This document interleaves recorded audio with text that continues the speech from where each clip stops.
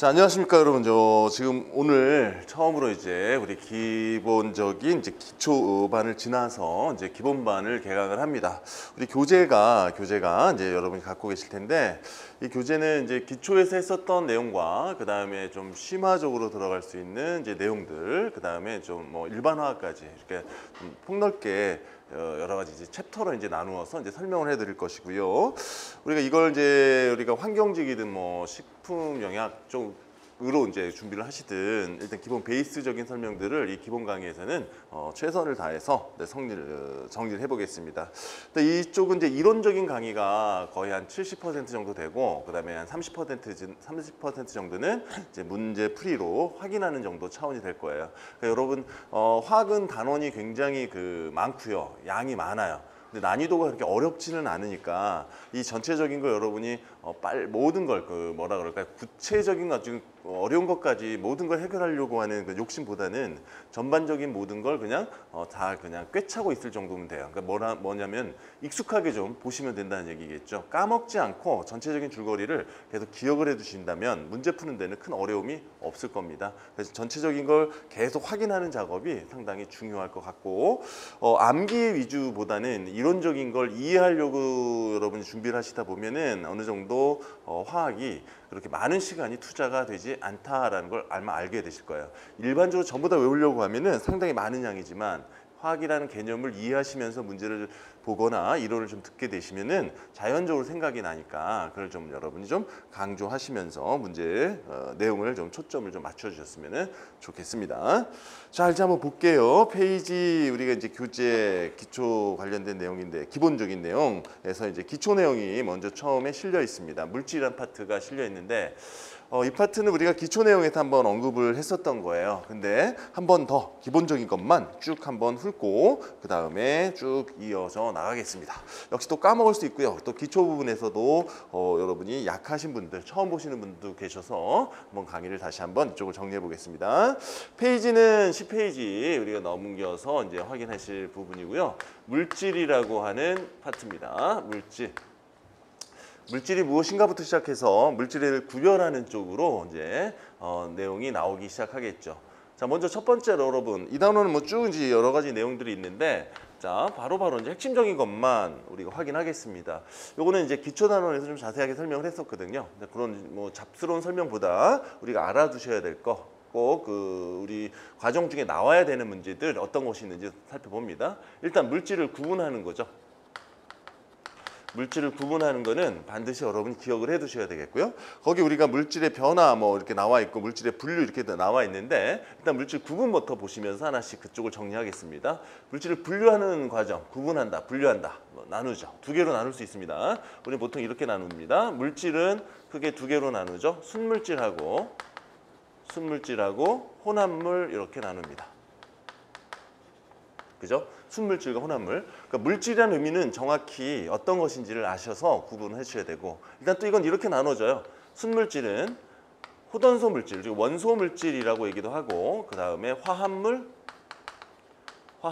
이렇게 얘기하기도 합니다. 그러니까 원소와 화합물 형태로 우리가 순물질을 구분하기도 한다라는 얘기고요. 혼합물은 균일 혼합물과 불균일 혼합물. 네, 그렇죠. 이렇게 나눠집니다. 자, 이런 걸 섞어서 원소인지 화합물인지 호던소인지 뭐 이런 걸 하나씩 여러분들이 확인해 나가시면 돼요. 자, 일단 결론은 이런 거네요. 원소, 화합물, 그다음에 균일, 불균일. 이 전체적인 걸 나누기 위해서는 기본적으로 순물질과 혼합물을 아셔야 되겠고, 순물질이라는 건 어떤 걸 얘기한다? 화학적 성질이 몇 가지로? 한 가지로만 되어 있는 물질을 우리는 순물질이라고 얘기를 합니다. 라는 거 한 번 더 확인하시고, 성질이 한 가지라는 얘기는 우리가 분자라고 그냥 총칭해 볼게요.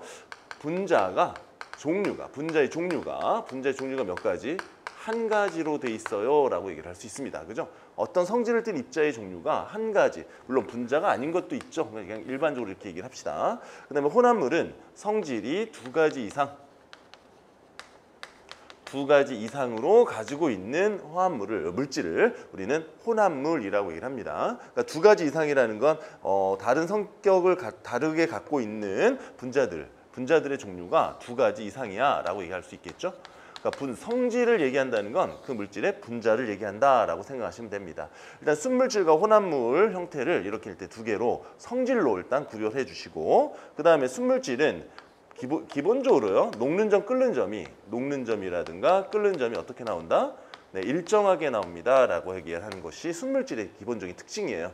끓는 점, 녹는 점의 상태 변화에 대한 온도가 일정하다. 그러니까 혼합물은 녹는 점, 끓는 점이 일정하지 않습니다. 그렇죠? 녹는 점, 끓는 점이 일정하게 나오지 않는 상황을 얘기하죠. 그러니까 순물질과 혼합물에서 가장 쉽게 순물질이냐 혼합물을 확인할 수 있을 그 기본적인 조건은 바로 녹는 점과 끓는 점에 대한 차이로 우리가 알 수 있습니다. 예를 들면은 기본적으로요, 어떤 만약에 우리가 소금을 녹였다라고 하거나 또 물을 끓였다라고 한다면 여기가 가열 시간이 되겠고요. 가열 시간 동안에 온도가 올라가면, 자, 물이라고 한다면은 이런 식으로 이렇게 되겠죠. 자, 이게 물이고 기체가 수증기고 물이고 수증기가 되었을 때 이 온도는 바로 100도. 이게 바로 끓는 점이 되겠죠. 가열 시간이 지남에 따라 온도가 변하지 않아요. 이런 걸 우리는 수문열이라 그러고, 이게 때는 상태가 동쪽 평형 상태에 도달한 상황이죠. 어쨌든 100도씨가 일정하다라고 하면 이게 끓는 점이야라고 얘기를 할 수 있습니다. 그러니까 끓는 점 일정하면 이거는 순물질이에요. 보통 우리는 이렇게 한 가지 성질을 띠는 물질로 물이다라고 얘기를 하죠. 근데 이게 혼합물인 경우에는 조금 달라지죠. 혼합물인 경우에는 똑같은 가열 시간과 온도일 때 두 개가 섞입니다. 자, 액체와 액체가 섞일 때 그래프 정도만 확인하시면 돼요. 액체와 액체, 물과 알코올이 섞였다. 그럼 그래프가 어떻게 나올까요? 액체, 상태는 액체하고 기체 상태만 표현되는 건데요. 이 상태가 어떻게 나온다? 이렇게 두 가지 끓는 점을 두 개로 갖는 게 연속적으로 나옵니다 라고 얘기를 할 수 있어요. 자, 이렇게 두 가지 형태로 나옵니다. 이게 물이고요. 여기가 에탄올, 알코올이라고 한다면 물은 끓는 점 100도, 알코올은 끓는 점이 좀 낮아요. 한 78도 정도 된다면, 자, 이게 이렇게 두 가지가 나오겠죠. 그러니까 아래 건 먼저 끓어버려요. 알코올 끓는 점 낮은 게 먼저 끓는다고 하면 얘가 한 80도 정도 됩니다. 그리고 얘는 100도 정도 될 것이고요. 자, 이러한 두 가지 끓는 점이 그대로 같이 나타나는 액체라면 얘네들은 혼합물이야 라는 걸 기억해 두시면 되겠고요. 그다음에 이런 그림도 있죠. 액체와 고체를 섞었을 때 혼합물, 액체와 고체를 섞었을 때 혼합물의 끓는 점의 변화, 즉 상태 변화 그래프 형태는 어떻게 나올까? 자, 끓는 점이다. 액체. 자, 이거 물이고요. 예를 들어 물이고요. 고체, 이거 소금이라고 한다면, 그러니까 물과 소금의 혼합물을 만들었습니다. 혼합물이죠. 지금 이건 전부 다 혼합물에 대한 설명입니다.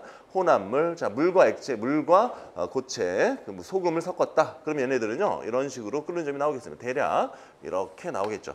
자, 끓는 점이 일정한 부분은 안 생깁니다. 그죠? 끓는 점은 어느 정도 변이해서 꺾여버리고 그 다음에는 계속 기울기가 올라가요. 기울기가 올라간다는 것은 액체가 증발하고 있죠. 액체가 증발하면서 점점 농도가 진해지기 때문에요. 농도가 진해지기 때문에 농도가 커지기 때문에 끓는 점은 계속 올라가게 됩니다라는 얘기고요.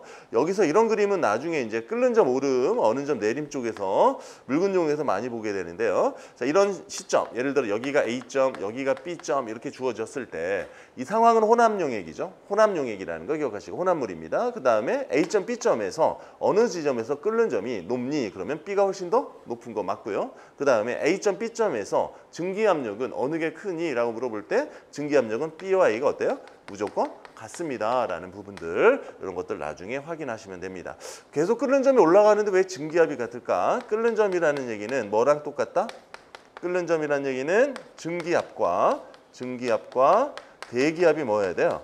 대기압이 같아야만 끓어요. 그러니까 이 지점에서는 계속 끓고 있는 지점이기 때문에 증기압과 대기압은 항상 어떻다? 똑같을 수밖에 없습니다 라는 부분으로 문제가 많이 나옵니다. 나중에 보고요. 그래프 형태상으로는 여러분 이게 무엇이다? 혼합물이고 뭐와 뭐의 액체와 고체 혼합물이야. 그럴 때는 가열곡선이 이렇게 나옵니다 라는 걸 여러분이 알고 계시면 됩니다. 자, 그 다음에 또 보죠. 그 다음에 또 뭐가 있을까요? 고체, 그죠? 액체, 고체와 고체 혼합물에 대한 가열곡선 어떻게 나올까? 이건 이런 식으로 지멋대로 나와요. 그죠? 고체와 고체 혼합물에 대한 가열곡선은 일정한 부분이 없습니다. 일정한 부분이 없고 지멋대로 나옵니다 라는 거, 뭐 합금이라든가 이런 거는 이런 식으로 나오게 됩니다 라는 얘기죠. 자, 여러분 이런 식으로 우리가 어떤 혼합물들이 그죠? 혼합물들이 각각 순물질들이 섞여 있을 때 근데 하나 더 보시는 건 상태에 따라 섞였을 때 혼합물에 대한 끓는 점들, 상태 변화에 대한 온도 변화가 다르다라는 걸 여러분이 기억해 두시길 부탁합니다. 자, 일단 다시 가서요. 혼합물과 순물질에 관련된 것들 구분해라. 혼합물은 분자 두 가지 이상의 물질들이 섞여 있다라고 얘기할 수 있습니다. 자, 그다음에요. 요거 한번 보죠. 원소하고 화합물, 순물질. 자, 순물질은 원소라 그랬고 화합물 두 가지로 나눕니다. 원소는 호돈소 물질. 기본적으로 이거는 호돈소 물질이라는 표현을 또 많이 쓰겠죠. 하나의 원소로 되어 있는 물질입니다. 자, 이때 어떤 거 있어요? O2 이런 거 있죠. 그다음에 Cl2 이런 거 있고요. 뭐 N2 이런 거 있겠고요. 뭐 Ne 할로젠 원소 18쪽 배치를 갖고 있는 원소, 즉 18쪽 원소 비활성 기체들 정도들 이런 것들 나오겠고 금속 있죠. 금속은 모조리 호돈소 물질 등등입니다. 그죠? 이런 것들은 전부 다 호돈소, 원소가 하나로 돼 있는 물질이다. 그래서 홑원소라고 얘기를 하죠. 여기서 한 번 더 추가적으로 여러분들한테 다시 한번 확인하는 기초는 원소와 원자를 잠깐 다시 얘기하면요. 원자와 원소가 있었어요.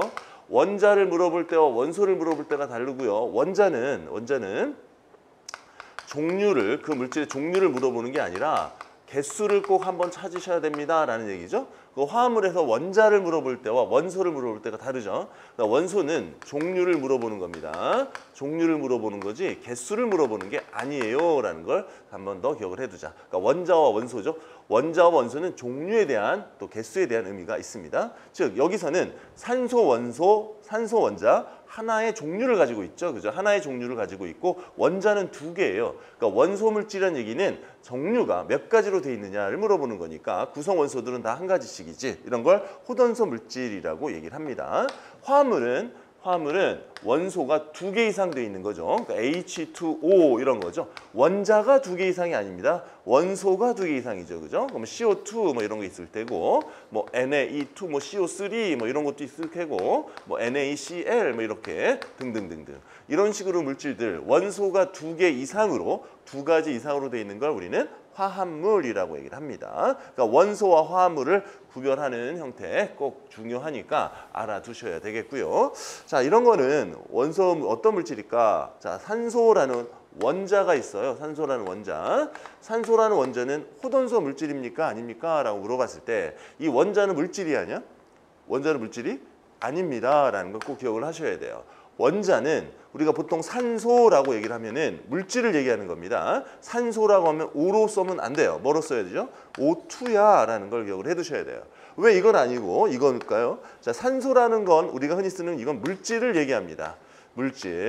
물질은 그 입자가 모여서 그 물질을 그 원소의 성질을 띠는 거죠. 지금 무슨 소리냐? 산소 원자를 엄청나게 많이 모으면 한 공간에 두면 이 물질은 산소라는 원자는 더 이상 존재하지 않습니다.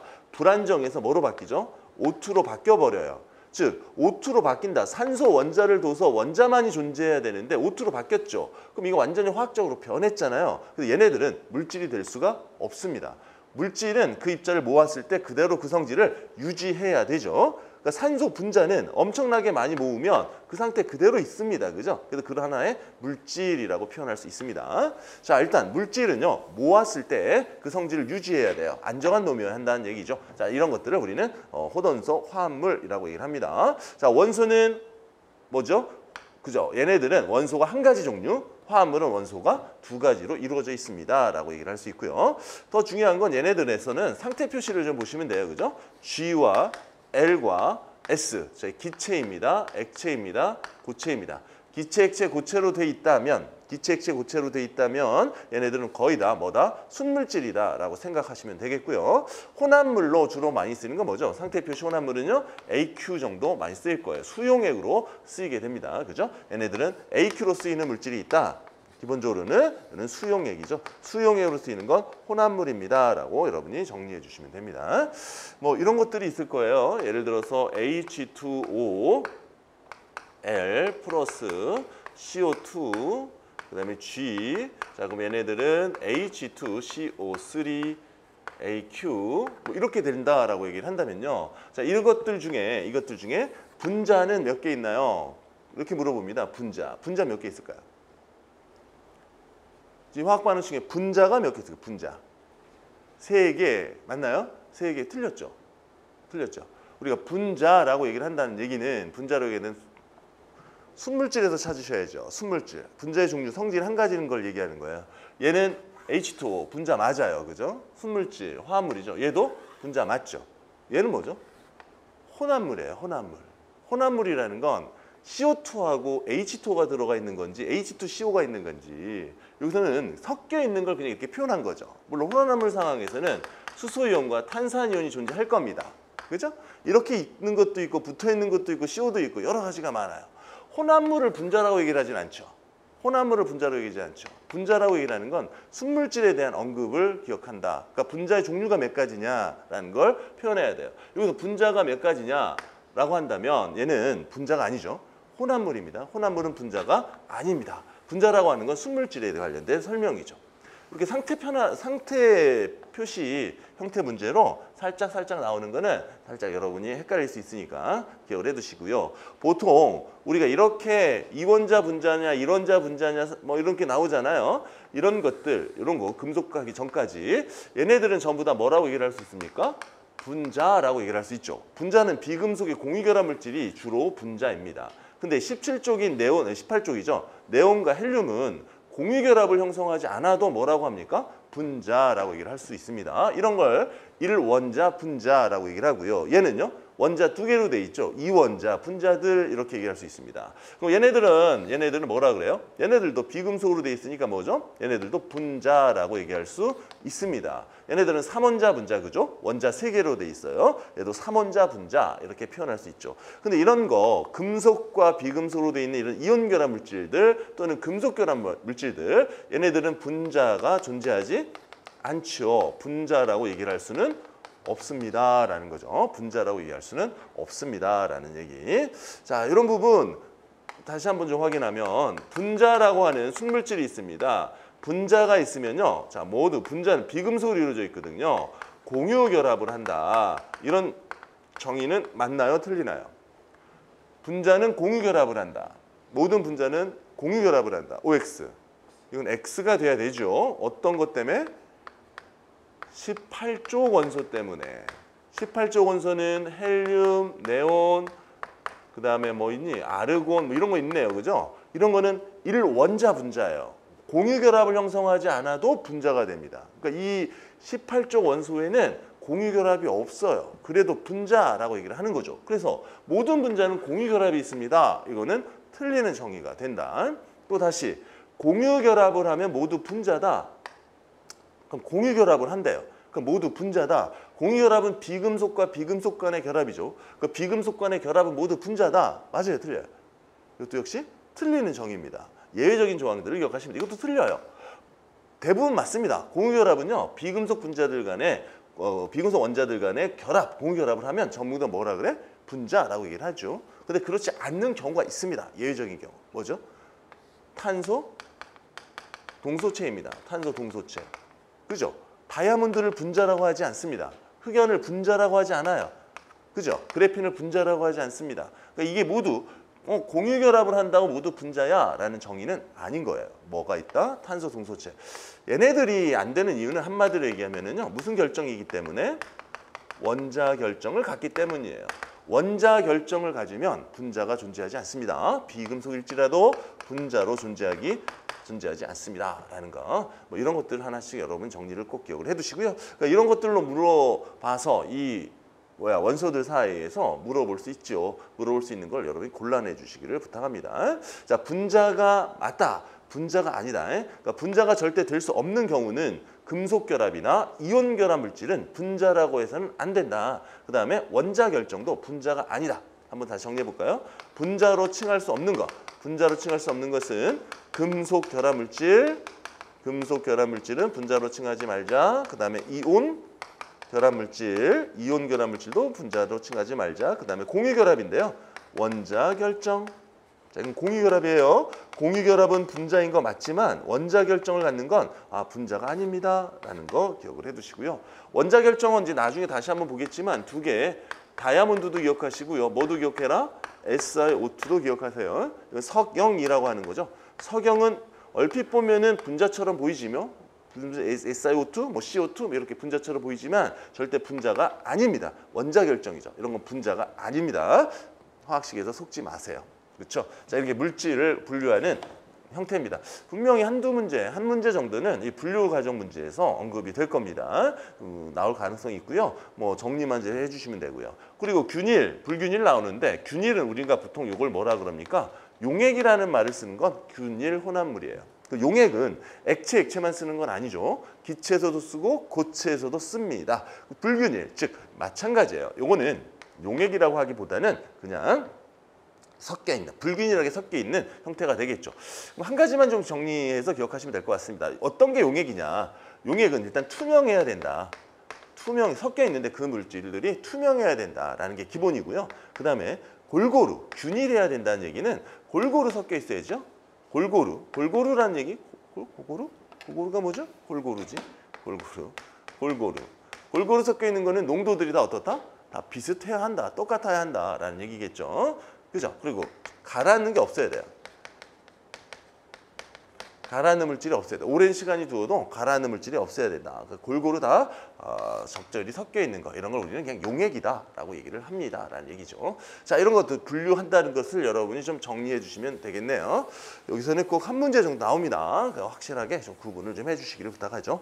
혼합물이나 뭐 이런 것들 확인해 주십시오. 자, 그래서 일단 거기 10페이지, 우리 교재 11페이지에 있는 기본적 내용들 중에 10페이지 내용을 잠깐 언급을 해봤고요. 그 다음에 10페이지 밑에 보시면은 혼합물 분리 방법이 있어요. 혼합물 분리 방법. 자, 이것들은 역시 중요합니다. 그죠? 빈출 우리가 나올 수 있을 때 빈출 분류에서는 조금 높은 편이다라고 생각하시면 돼요.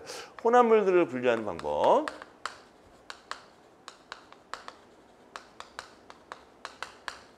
혼합물을 분리하는 거죠. 자, 일단요, 혼합물이라는 얘기는 얘네들은 물리적인 변화물입니다. 물리적 변화. 서로 섞인다는 얘기죠. 혼합물이란 건 서로 섞여 있다. 자, 섞여 있다라는 얘기는 뭐죠? 얘네들을 간단하게 분리해낼 수 있다는 얘기입니다. 그 분리하는 방법을 물리적 변화다라고 얘기를 해요. 이 물리적 변화는 뭐니? 물리적 변화는 성질 변화가 생기지 않는 변화를 얘기합니다. 성질의 변화가 생기지 않아요. 그럼 서로 섞여 있는 과정에서 전혀 다른 게 만들어지지 않는다는 얘기죠. 같은 성질을 갖는 분자들, 걔네들끼리는 절대로 분자 성질이 변하지 않는 거죠. 그런 변화를 물리적 변화라 그래요. 상태 변화가 대표적인 내용이고, 어쨌든 섞여 있습니다. 섞여 있는 것들을 각각의 분자들, 여러 개가 섞여 있는 걸 분리해내는 과정이죠. 그걸 이용하는 게 이 혼합물의 분리입니다. 그래서 서로 섞여 있는 혼합물을 분리할 때는 방법들이 있어요. 끓는 점의 차이로 분리하는 방법이 있고, 용해도 차, 그죠? 용해도의 차이로 분리하는 방법이 있고, 그 다음에 밀도의 차이로 분리하는 방법이 있고, 그 다음에 크로마토그래피 형태로 분리하는 과정이 있습니다. 자, 이러한 네 가지가 크게 물리적으로 섞여 있는 부분을 분리하는 방법입니다. 끓는 점, 용해도, 밀도차, 이것들을 가지고 서로 섞였을 때 어떤 방법을 썼느냐, 이런 걸 물어보는 게 이 단원에서 주로 나오는 거죠. 자, 일단 끓는 점의 차이로 분류할 수 있는 방법은 증류 방법이 있고요.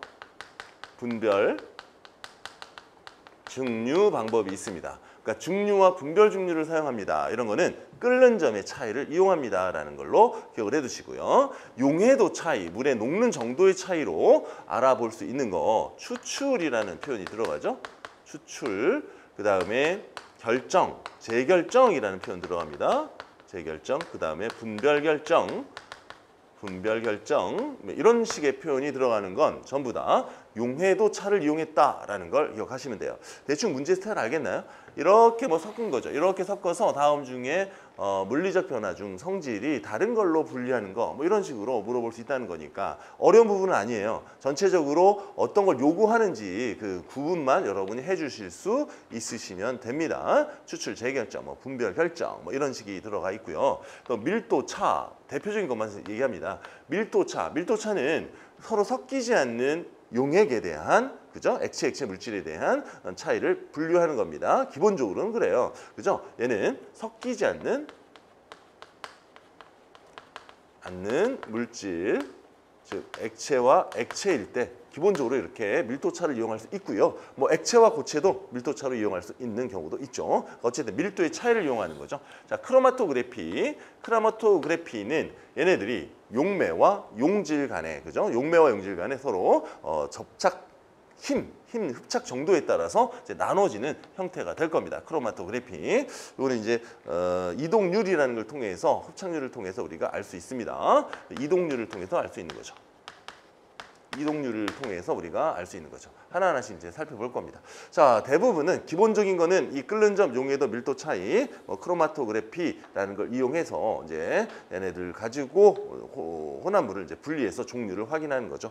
이 중에 하나하나씩 잠깐 살펴보면 중류와 분별 중류, 대표적인 게 있습니다. 특히 여러분 분별 중류 대부분 이제 원유 분별 중류 이런 거 나올 때 사용하거나 공기를 분류할 때 사용할 때 이럴 때는 분별 중류를 사용한다라는 걸 기억을 해두시면 되고요. 원유 분별 중류라는 건 혼합물이에요. 원유라는 혼합물을 가열하게 됩니다. 원유를 가열하죠. 원유를 가열하면 끓는 점이 낮은 것부터 이렇게 중류탑을 이용해서 뽑아지게 됩니다. 여기에 이렇게 먼저 가스가 나올 테고, 뭐 휘발유 나올 테고, 이렇게 되면 경유, 중유, 아스팔트 이런 식으로 나올 겁니다. 순서를 외울 필요는 없을 거예요. 자, 얘네들 LPG 가스부터 아스팔트까지 끓는 점의 차이가 다양하게 튀어나옵니다. 이게 원유의 분별 증류라 그래요. 그러니까 분별 증류라는 표현은 여러 개 혼합물을 각각 구분해서 분리해서 나오는 형태, 끓는 점 차로 분리하는 걸 분별 증류다. 구별하는 걸 분별 중류다라는 거고요. 중류라는 것은 여러 개 중에 한 가지만을 뽑아내는 걸 중류라고 생각하시면 돼요. 우리가 만약에 술을 만든다. 자, 술은요 여러 가지가 있는데 그 중에 이거 뭐 알코올을 가열했을 때 증류수라 그러죠. 보통 가열했을 때 끓는 점이 낮은 에탄올이 먼저 튀어나오게 돼요. 이걸 가지고 모아서 술을 만드는 거, 이런 걸 중류라고 표현을 하는 거죠. 그러니까 여러 개 중에 한 개는 중류라고 생각하시면 되고, 분별 중류는 이 여러 개를 다 끓는 점 차로 구별해내는 거야 라는 얘기고요. 대표적으로 원유나 공기 같은 경우는 이런 물리적으로 섞여있는 혼합물들은 분별 증류를 이용합니다 라는 걸 기억하시면 되겠고요. 추출이라는 표현을 쓰죠. 추출이라는 표현은 여러 개 중에 용매를 하나를 썼을 때 한 가지를 녹여서 뽑아내는 걸 추출이라 그래요. 이것도 여러 개 중에 하나의 용매를, 이 여러 개 중에 하나를 녹이는 데 사용하는 용매를 집어넣는 거죠. 이런 걸 추출이라 그럽니다. 어쨌든 녹이는 정도니까 용해도 차이에서 근거를 삼습니다라는 거고요. 재결정, 분별 결정 역시 마찬가지입니다. 용해도 차이에 의해서 나중에 이제 보겠는데요. 온도를 낮춰줬을 때 여기는 불포화 상태죠. 이건 포화 상태예요. 과포화 상태입니다. 이 정도 온도가 낮아지면, 온도를 낮추면 이 정도 차이만큼이 위치가 바뀌어서, 포화 상태가 바뀌어서 석출이 돼요. 이 석출되는 과정을 우리는 재결정, 분별 결정이라고 얘기를 하고요. 분별 결정 역시 마찬가지로 여러 개 중에서 하나씩을 분리해서 용해도 차이에 의해서 뽑아내는 걸 분별 결정, 그다음에 재결정은 여러 개 중에 하나 정도를 뽑아내는 걸 재결정, 뭐 이런 식으로 여러분이 생각하시면 되겠습니다. 자, 이런 것들이 용해도 차이예요. 그러니까 용어만 좀 기억해 주시면 되겠습니다. 추출, 분별 결정, 분별 증류 이런 거죠. 그다음에 섞이지 않는 거에 밀도 차이 구하는 거, 뭐 이런 것들은 뭐 뻔한 거 아니에요, 그죠? 자, 만약에 물과 기름, 그렇죠? 물과 기름. 서로 섞이지 않은 용매, 액체인 경우에 주로 밀도 차로 인해서 우리가 확인할 수 있습니다라는 얘기고요. 이런 것도 있어요. 모래와 벽시 뭐 이런 게 들어갈 때 물 집어넣으면요, 모래는 무거워서 가라앉고요, 물층이 생기겠고, 벽시라고 하는 가벼운 층은 위로 뜨겠죠. 이런 것도 전부 다 밀도 차입니다라는 얘기겠죠. 녹지 않아야 합니다. 녹으면 안 되겠죠. 자, 이런 것들이 일단 혼합물의 분류예요. 기본적인 거는 이 정도만 여러분이 기억하시면 되겠고요. 요거 이제 섞였을 때 이제 우리가 확인해 주실 방법, 어떤 방법으로, 어떤 원리로 쓰느냐 알아두시면 돼요. 크로마토그래피는 조금 이따 보죠. 자, 일단 거기 다시 한번 보면서 확인해 보겠습니다. 10페이지에 보시면은요, 맨 밑에 보시면 고체, 액체, 혼합물이 있어요. 고체와 액체 혼합물, 자, 거름, 증류, 앙금이라는 표현이 나옵니다. 거름이라는 건 걸러지는 거죠, 그죠? 깔때기를 통해서 걸르면 뭐죠? 덩어리 큰 것들은 그죠? 녹지 않은 것들은 걸러지고 녹은 거는 그냥 통에서 나와서 분리가 된다는 얘기인 거예요. 뭐 이런 걸 거름이라고 얘기를 하죠. 그러니까 증류, 아까 얘기를 했었죠. 끓는 점을 이용하는 겁니다. 앙금은 이온들 결합, 뭐 이렇게 고체화되는 걸 얘기하는 거죠. 뭐 이런 것들은 이제 고체, 액체, 혼합물에서 이제 표현하는 건데요. 이 중에 혼합물의 분리, 자 일단 거름, 액체 중에 있는 고체 깔때기를 분리해서 액체와 고체를 분리하는 방법. 확인하시면 되고 증류는 이제 끓는 점 차를 이용해 가지고 얘네들 분리해내는 방법이 있다라는 거 읽어보시면 되겠습니다. 그다음에 11페이지에 고체 혼합물 결정할 때 분별 결정 방법이 있네요. 분별 결정은 역시 용해도 차이를 이용한다라는 거 기억하시고 승화라는 것도 이제 끓는 점 그죠? 승화점에 대한 차이입니다. 상태 변화를 이용하는 거죠. 자, 그다음 재결정. 용해도 차이가 나는 고체 중에서 높은 온도에 녹여 냉각시키면 용해도 차이로 녹아있던 고체가 석출된다. 자, 재결정, 분별결정 다 비슷한 건데요. 굳이 구분하자면 재결정은 여러 개 중에 한 가지를 결정으로 뽑아내는 거고 분별결정은 계속해서 그 안에 있는 물질들을 뽑아내는 과정입니다. 라는 게 분별결정이라고 생각하시면 돼요. 결정을 분류한다라고 생각하시면 됩니다. 그 다음에 승화요는 역시 끓는 점이나 녹는 점처럼 상태 변화를 이용한다라는 거 기억하시면 되겠고요. 추출, 이것도 무슨 차이죠? 용해도 차이로 인해서 우리가 확인하는 겁니다라는 얘기예요. 자, 무슨 소리냐면요. 그러니까 재결정이라든가 승화나 추출이 공통적으로는 얘네들은 어떤 상태에서 고체 상태에서의 어떤 분류 방법입니다라는 걸 확인하자는 얘기죠. 그러니까 이게 다양하게 물어볼 수 있어요. 만약에 용해도나 끓는 점을 통해서 맞는 거를 골라라라고 물어볼 수도 있겠고 아니면 이걸 고체 상태에서 분류하는 방법을 찾아라라는 방법으로 물어볼 수도 있는 거예요. 그러니까 이게 혼합된 형태가 이렇게 나올 수 있으니까 이거 지금 여기서 제가 실은 거는 혼합된 상태로 기억을 해두시길 부탁하고요.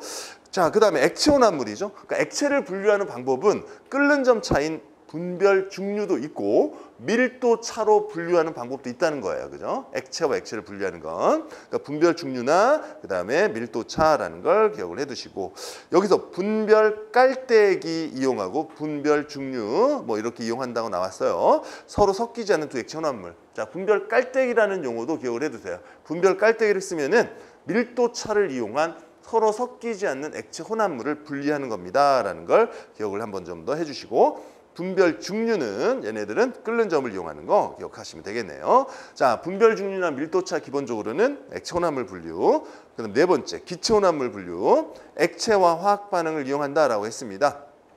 자, 기체 혼합물은요. 흡수법이 있다라는 거죠. 흡수법 혼합 기체 중에 한 종류만을 통과시켜서 제거하는 겁니다. 어떤 게 있을까요? 흡수법. 기본적으로는 CO2 제거 같은 거 있잖아요. 그다음에 뭐 H2O 제거 같은 거 있죠. 대표적인 거. 이런 게 흡수법이다라고 생각하셔도 돼요. 이산화탄소 제거는 뭘로 합니까? 요거는 보통은 수산화나트륨 관, 그죠? 이 염기성 관을 통해서 이거 제거하잖아요. 그죠? 그러니까 이런 게 하나의 흡수법, 하나의 부분을 흡수해서 사라지는 기체를 제거하는 방법이죠. H2 제거, 이건 염화칼슘, 그죠? 염화칼슘 관을 통과시킨다. 기체 제거, 이런 거 하나씩 흡수해버려요. 흡수해버리는 거죠. 기체를 흡수하는 방법, 흡수법이라고 얘기를 합니다. 확인해 주시면 되고요. 그 다음에 더 중요한 건 그겁니다. 그 아래에 있는 산성건조, 염기성, 중성건조제가 있어요. 이게 바로 염화칼슘간에서 물을 제거한다라는 표현이 이게 바로 기본적으로는 건조한다, 그래서 건조제라고 얘기를 할 수 있습니다. 건조제. 그러니까 건조제 종류는 세 가지가 있다는 얘기죠. 산성건조제. 자, 여기서 얘기하는 산성이다. 산성이면 말 그대로 산성 띄는 거니까 황산, 진한 황산 같은 거, 오산화인 같은 거 있다는 얘기입니다. 황산은 보통 물을 흡수하는 데 사용합니다. 그 다음에 또 밑에 보면요. 염기성 건조제 있어요. 염기성 건조제. 대표적인 건 실어놨네요. 소다석회라는 게 있네요. 소다석회. 석회자 들어가면 전부 다 염기성 성질을 띄어요. 이것뿐만 아니라 수산화나트륨이나 수산화칼슘 다 상관없습니다. 이것도 역시 건조제로 사용할 수 있습니다. 염기성, NaOH도 당연히 사용할 수 있고요. CaOH2도 사용할 수 있습니다. 이런 것들은 전부 다 물도 흡수할 수 있습니다. 물도 흡수할 수 있는 조회성을 가지고 있죠. 흡수성이 있습니다. 그 다음에 중성건조제. 자, 그럼 얘네들은 OH, 그 다음에 황산이라면은 H2SO4, 수소나 있는 것 산성 건조제, OH가 있는 건 염기성 건조제. 그럼 OH도 그다음에 H도 없는 거, 뭐 CaCl2 같은 거겠죠. 이런 건 중성 건조제 이렇게 얘기를 하는 거죠. 자, 차이가 뭐냐? 산성 건조제를 통과시키면 산성이죠. 산성이니까 얘네들은요, 뭐도 흡수하게 되죠? 염기성 물질도 흡수하게 됩니다. 염기성도 사라지고 H2O도 같이 사라져 버려요. 그죠? 한 가지 물질만 흡수할 수 없다는 얘기고, 염기성 건조제는 산성을 흡수할 수 있고요. 산성을 흡수할 수 있고 거기다 H2O도 흡수할 수 있다는 얘기죠. 그러니까 두 가지 물질을 각각 흡수할 수 있는 성질을 가지고 있는 건조제들입니다. 얘네들은 중성이니까 산성이나 염기성 모두 다 흡수할 수는 없죠. H2O만 흡수할 수가 있습니다 라고 하는 건조제입니다 라는 걸 표현으로 여러분 좀 기억을 좀 해두시길 부탁합니다. 건조제들의 종류를 여러분 기억을 해두시길 부탁하고요. 이 중에 무엇을 흡수할 수 있는지 없는지 확인해 주시면 됩니다. 그래서 건조제 좀 기억을 해두셔야 될 것 같고요. 그 다음에 액화법, 액화시켜서 분별 종류. 이건 뭐예요? 액화라는 얘기는 끓는 점의 차이를 이용해서 먼저 액화시키는 거죠. 보통 공기에 대한 내용을 얘기를 합니다. 그러니까 액화법 이런 거 나와도 끓는 점을 이용한 혼합물 분리 방법이구나라는 걸 여러분 확인해 주시면 돼요. 용어들을 쭉 많이 일단 표현을 해봤습니다. 이걸 꼭 정리하시고요. 어떻게 나온다는 건 얘기죠. 끓는 점과 밀도와 그다음에 용해도 이런 차이로 얘네들은 어떻게 그 종류들이 있는지 확인하셔야 되고, 하나 더 어렵게 나온다면 상태로도 나올 수 있다는 얘기예요. 고체 물질일 때의 분리 방법과 액체 물질의 분리 방법을 섞어버릴 수 있겠죠. 예를 들어서 재결정 승화법, 추출법과 그다음에 분별, 깔때기 이런 걸 사용하게 되면 다음 중 원리 중 다른 방법 하나, 상태 중 다른 방법 하나 이런 걸 물어볼 때 분별 깔때기는 달라. 이건 액체 혼합물을 분리하는 거야 라는 걸 확인할 수 있다는 얘기예요. 그러니까 전체적으로 어떻게 나올지는 모르겠지만 분명히 한 문제 정도는 나오니까 이렇게 저렇게 여러분이 꼭 기억을 해두시고, 그것도 잘 생각 안 난다. 그럼 아까 제가 적어드렸던 기본적인 내용 있죠? 그것만이라도 머릿속에 넣어주시면 충분하다라고 생각을 하고요. 그리고 2단원에서 지금 건조제 부분을 다시 한번 여러분 밑줄 치놓고 확인해 주시기를 부탁드립니다. 그 다음에 5번째, 그 밖에 방법이 있어요. 5번째, 그 밖에 방법에는 여러 가지가 있는데 거기 하나하나씩 보면 투석이라는 말 표현 쓰면 되네요. 투석. 자, 이것도 여러 가지 혼합물 중에 한 가지를 제거하는 겁니다. 자, 콜로이드 용액 속에서 용질 분자 이온이 혼합된 경우에 반투막을 이용해서 순수한 콜로이드를 얻는 방법, 입자 크기 이렇게 얘기했는데 보통 이런 거죠. 반투막이라고 하면은 공간에 조그만 통로가 있는 아주 작은 구멍이 뚫린 거고요. 여기에 그죠? 여기 이런 입자들이 있고 작은 입자들이 있을 거예요. 이 입자들 사이의 농도 차에 의해서 그죠? 작은 입자들이 이동시키는 거예요. 그죠? 농도 차를 이용해서 이동시키는 거죠. 이 농도 차를 생기는 걸 조금 어려운 말로 뭐라 그러냐면 삼투압 차이라고 얘기를 하죠. 삼투압 차이로 입자들을 이동시키는 경우를 얘기하는 겁니다. 그래서 얘 농도를 맞춘다는 얘기죠. 우리가 삼투압이라는 건 뭐죠? 삼투압이라는 건 고농도가 있고요. 고농도, 그다음에 저농도가 있다면 보통은 고에서 저로 이동하지만 삼투압은요. 저농도에서 고농도로 뭐가 이동하죠? 용매가 이동합니다. 그죠? 용매가 이동하면서 하나 용매라고 우리는 표현했지만 물질 한 가지가 이동한다는 소리입니다. 한 가지를 분리해낸다는 소리가 우리가 투석이라고 얘기를 할 수 있습니다. 자, 이렇게 투석은 삼투압의 차이로 인해서 이동시키는 겁니다라는 거, 그 밖의 방법입니다. 그 다음에 이온 교환 수지라는 게 있어요. 이온 교환 수지. 이온 교환 수지도 역시 여러 가지 섞여 있는 물질을 분류하는 과정 중에 한 가지로 쓰일 수 있는 건데요. 이온 교환 수지는 어디에 쓰이냐? 이온 교환 수지. 자, 이거는 센 물을 뭘로 바꿀 때? 단물로 바꿀 때 사용합니다라는 거죠. 센 물을 단물로 바꿀 때 사용하는 거 이온 교환 수지입니다. 자, 센 물에 있는 칼슘 이온을 전부 다 나트륨 이온으로 바꿔줘 버리는 거예요. 그래서 얘네를 센 물을 단물로 바꾸는 이온을 교환하는 수지라고 기본적으로 얘기합니다. 이런 걸 양이온 교환 수지, 음이온을 바꿀 수도 있습니다. 음이온 교환 수지. 이온 교환 수지는 이온의 변화를 주는 거죠. 센 물을 단물로 바꿀 때 쓴다. 흡착. 자, 흡착이라는 건 보통 이제 우리가 숯 같은 걸 얘기할 거예요. 그죠? 구멍이 많이 뚫려요. 구멍이 많이 뚫려서 표면적이 넓죠. 그럼 기체 분자들이 금방 쑥쑥쑥 와서 붙어버려 흡수돼 버리는 상황을 흡착이라고 얘기를 합니다. 네, 흡착이라는 표현 이건 뭐 활성탄 나오면 무조건 흡착이죠. 숯 활성탄은 흡착의 방법입니다라는 거 확인하시고 불순물 제거에 사용하죠. 그 다음에 크로마토그래피. 자, 크로마토그래피는 거름종이 실리카겔 이렇게 흡착성이 나오는 건데요. 기본적으로 이걸 자세하게 나오진 않을 거예요. 그러니까 크로마토그래피는 기본적으로 이렇게 이런 식으로 용매에다가 일정한 용매에다가 뭐 거름종이 같은 거 있죠. 이렇게 담가둬요. 그다음에 요 앞에 이 경계면에다가 우리가 구별하고자 하는 분리하고자 하는 혼합물을 찍습니다. 자, 그러면 이런 정도만 좀 기억하면 될 것 같습니다. 크로마토그래피라고 하는 건 혼합물을 분리하는 겁니다. 혼합물을 분리하는 건데 뭐와 뭐의 혼합물의 차이를 이용하는 거냐. 여기는 용매가 될 것이고요. 이거는 어떤 고정시키는 고정상 정도 돼요. 그러니까 용매는 물질이 이 고정상을 통해 이동합니다. 그래서 용매라는 걸 이동상이라는 표현을 쓰고요. 이건 그냥 고정돼 있지. 이런 걸 고정상이라고 얘기를 합니다. 그럼 이 용질이 고정상과 이동상의 친한 정도에 따라서 그죠? 올라가는 정도가 달라질 거예요. 즉 뭐냐? 용매가 물이라고 한다면 쭉 올라갔을 때 이만큼 이게 종이라고 해봐. 휴지라고 하면 쭉 물을 빨아들이죠. 모세관 현상에 의해서. 빨아들이면 용매는 쭉 올라가요. 근데 이 물질이 용매인 물과 극성이죠. 극성과 성질이 비슷하다면 여기 잘 섞여서 인력이 비슷해서 그냥 따라 올라갈 거예요. 높이. 그죠? 자, A, B 이렇게 따라 올라갈 겁니다. 그럼 좀 더 높이 올라간 요 놈은 얘보다 극성의 성질이 뭐하다? 크다. 이런 식으로 표현할 수 있다는 얘기예요. 그죠? 그리고 이 올라간 이 높이의 비율이요. 이 높이의 비율. 용매가 올라간 높이와 용질이 올라간 높이는 이게 바뀌지 않는 이상은 어디서나 이 크게 상관없죠. 어디서나 비율은 어떻다? 일정하다라는 게 이게 이동률이라고 합니다. RF라고 하는 건데요. 용매의 높이분의 올라간 높이는 용질의 높이죠. 자, 요까지를 X라 그러고 요 A까지를 A라 그러면 어느 것이요?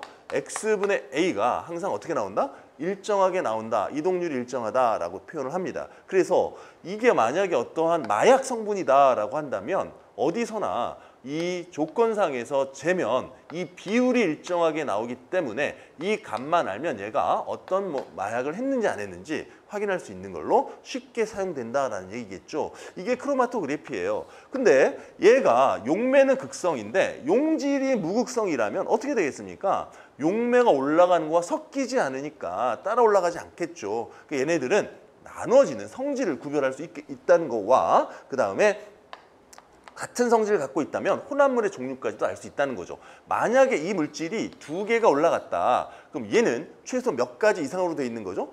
두 개야? 라면 안 되죠. 안 올라가는 것도 있잖아요. 두 가지 이상으로 돼 있어요. 항상 이렇게 얘기할 수 있다는 얘기죠. 그러니까 얘네들의 특징이 이겁니다. 각각 집어넣어서 올라가는 비율로 얘네들 용질의 종류, 분자는 몇 개 이상 되었는지를 혼합물의 종류를 알 수 있다는 건데요. 근데 가장 중요한 특징은 조작이 어때요? 얘네들의 크로마토그래피는 조작이 간단하죠. 그냥 붙여놓고 올라가는 거 보면 됩니다. 그죠? 그 다음에 아주 소량의 혼합물도 구분할 수 있습니다. 그죠? 볼펜을 가지고 사인펜을 딱 찍어 놓으면 그 사인펜을 구성하고 있는 혼합물의 종류가 몇 가지 이상인지를 쉽게 확인할 수 있는 것도 바로 이 크로마토그래피다라는 얘기고요. 그 다음에 얘는 어디에 쓰입니까? 보통 도핑 테스트 같은 거에 사용합니다. 그러니까 약물 검사에 주로 사용합니다라는 얘기죠. 뭐 조작이 간다, 뭐 다 다른 것도 있겠는데 이 정도만 여러분 기억을 해두시면 되겠고요. 이동률이라는 거 일정한 값을 갖습니다. 그 다음에 항상 용매와 고정상과 이동상 간의 용질의 친화성 가지고 따지셔야 한다라는 걸 여러분 살펴봐 주시면 되겠습니다. 그 정도만 보시면 돼요. 크로마토그래피가 있구나라는 것만 알고 계시면 되고요. 됐습니다. 그 정도 실리카겔을 통해서 이동하는 거다라는 걸 기억해 두시면 되겠네요. 자, 11페이지 일단 첫 시간이라서 그냥 간단하게만 일단 설명을 했습니다. 다음 시간에 이제 분장 그 12페이지부터 시작해서 또 한번 쭉 설명을 해볼게요. 좀 약간 이제 다음 시간부터는 속도를 좀 빨리 합니다. 지금 천천히 일단 기초적인 부분들 내용을 얘기를 한 거고요. 다음 시간부터 좀 기본적인 내용들 좀 더 깊이 들어가는데 약간 속도를 좀 빨리 할 테니까 정신을 바짝 차리셔야 할 것 같습니다. 고생하셨습니다. 다음 시간에 뵙겠습니다.